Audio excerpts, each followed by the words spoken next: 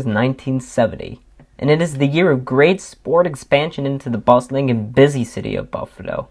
In 1 year alone, the Buffalo Sabres came to existence, the Bills joined the National Football League, and one other team came into being. And no, it wasn't the Bisons, Buffalo FC, or the Buffalo Bandits. It was a basketball team, taken into an unstable and National Basketball Association. Today I'm going to talk to all of you about the short-lived, little-remembered NBA team, the Buffalo Braves. But before I get to that, consider subscribing to BSC. You won't regret it. It's free and it's easy to do. Now let's get on with the video. 1970, and the newly created Buffalo Braves take the court for the first time alongside the Portland Trail Blazers and the Cleveland Cavaliers. This young team, headed by owner Paul Snyder, who owned the frozen food company Frozen Queen and founded the amusement park Darien Lake, and former 76ers head coach Dolph Skase.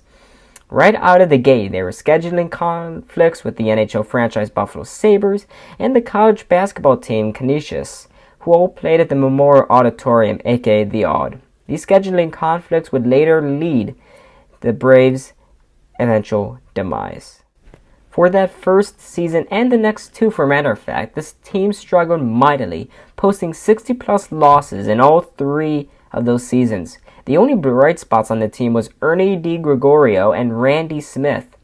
After the 1971-72 season, Dolph Skase was let go by GM Eddie Donovan, and he was replaced by NBA great Jack Ramsay. This hiring, along with the drafting of Bob McAdoo, shifted a once-losing culture in Buffalo. However, the winning results didn't come out immediately. In 1972-73, the Braves once again were in the cellar of the NBA standings, going 21-61. Next season, however, which was Ramsay's second as head coach, saw the Braves have a record above 500 for the first time in franchise history.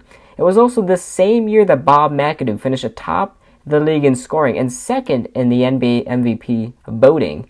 Ernie DiGregorio led the league in assists and free throw shooting. Jim McMillan and Gar Hurd emerged as key supporting players on the team, while Randy Smith improved upon his rookie year success. The Braves would also play some home games at Maple Leafs Gardens of Toronto, Rochester, and Syracuse in moves to create regional buzz about the young and fun Braves team. Unfortunately for them, they lost in 6 games in the first round to eventual champs, the Boston Celtics. Despite their early round exit, this didn't quell excitement surrounding the team. In the 1974-75 season, the Braves finished with an even better record, 49-33, and made the Eastern semifinals.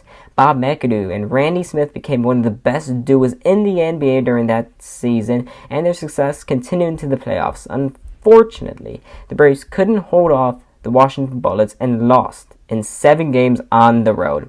Now, the excitement around this young team was clear, but things were getting messy behind the scenes. GM and minority owner Eddie Donovan left the Braves and a legal shit show ensued. These ownership squabbles didn't stop Jack Ramsay, Bob McAdoo, and company from improving off their last season. In 1975-76, they went 46-36 and won their first ever series win against the Philadelphia 76ers. However, they would run into a brick wall and get knocked out by the Boston Celtics in the next round. Bob McAdoo was the league's leading scorer for the 3rd season in a row, and Randy Smith wasn't that far behind, averaging 22.8 points per game. But once again, there were arena scheduling conflicts.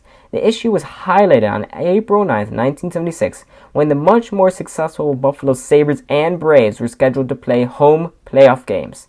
Since the Braves had home court advantage, they had dibs, I guess, and they set the price to play there on that date at $25,000, which adjusted for inflation now is $113,840. The Sabres decided instead to swap their home dates with their opponent, the St. Louis Blues, but unfortunately for the Sabres, they would go on to lose that series, and it appears that this problem would only continue for the Braves.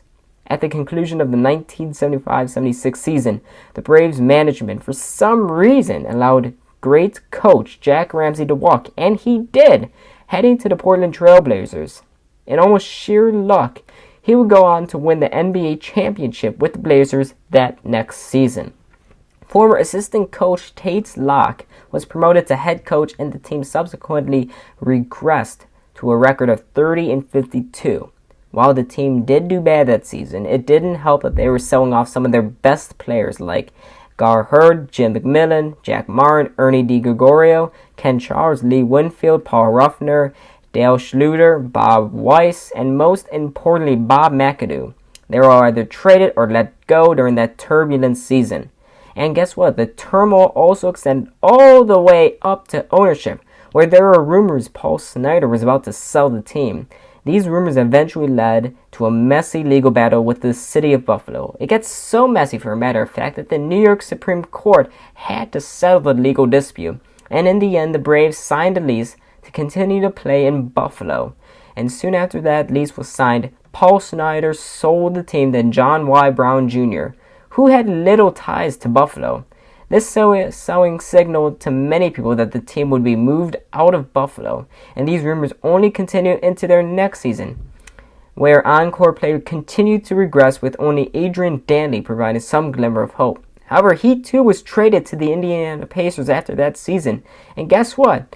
Attendance continued to plummet, and the prospects of the Braves continuing to play in Buffalo shrunk as each day passed. These prospects got incredibly small as news broke that owner John Y. Brown Jr. and Celtics owner Irv Levin were planning to swap clubs in a bizarre move never before seen. Irv Levin wanted to move an NBA team to California, and the NBA wouldn't allow him to move the Boston Celtics, which they considered a cornerstone franchise. So he and the NBA decided to just become an owner of a much smaller and fledgling franchise like the Braves. So the NBA allowed the two to swap ownerships, and in the midst of all this ownership turmoil, which carried into the 1978 season, a 7-player trade occurred between these two clubs, and surprisingly, the soon-to-be-dead Buffalo Braves didn't ask for the Celtics' top 1979 draft pick. They would soon come to regret it, as that draft pick later became NBA great Larry Bird. And this trade didn't save the Braves from sucking in their final season of existence. They went 27-50 and continued their descent into the basement of the league.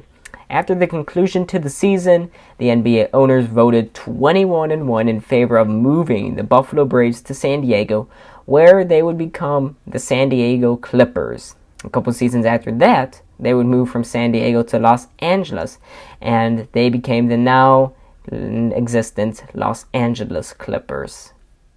And thus, as quick as they came into existence, they were gone, never to be seen again. Until 2019, the Clippers, led by Kawhi Leonard and Paul George, flashed some of their franchise's roots by wearing the white, black, and orange jerseys at a home game against fellow 1970 expansion team, the Portland Trail Blazers. They would win their fight that night, but the Braves wouldn't win their fight for their existence.